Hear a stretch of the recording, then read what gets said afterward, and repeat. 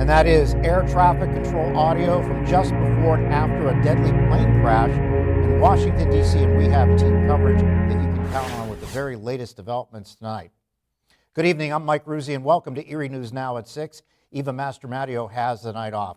And over the next half hour, we're going to recap that deadly plane crash near Washington, D.C. last night. We're going to have all the very latest from our correspondents. And right here at home, all passengers are presumed dead. Recovery efforts are ongoing, and it is the deadliest crash in the U.S. in nearly 24 years. And joining us now, a very special guest, Greg Hayes from North Coast Air. And you've been a pilot for how long?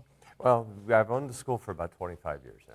When you saw the crash, Greg, last night, what was the very first thing that went through your mind? Well, I mean, the first question I had, obviously, is with the aircraft, if it was at the right approach level, if it was at the right height, right speed, and everything seemed to have checked out as far as what they were saying rather early. I'd say the public actually got more firsthand knowledge than normal.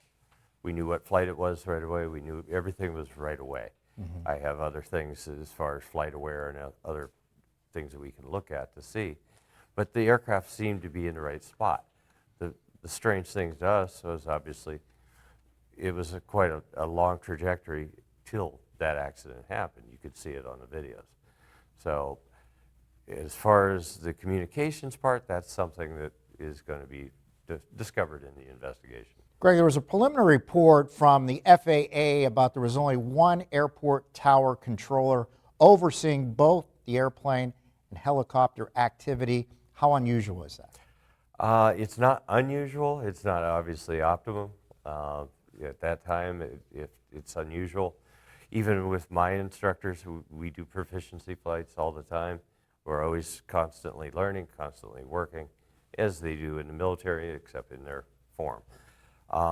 For them to be in an approachway, that seems rather odd to me. Mm-hmm. And that's all that we've been able to discern with that. Now, the NTSB will issue a preliminary report in about 30 days. What do you expect to hear in February about that? It's going to encompass that communications glitch that I found, where they were trying to talk to the Huey just prior to the accident, and they weren't getting any response back. What that problem is, that's a big problem. One, also, why it was in the approachway at all. With the aircraft, it seems, with the right speed, the right altitude, everything being as it should be, they seem, at least at this point, to be, kind of innocent at this.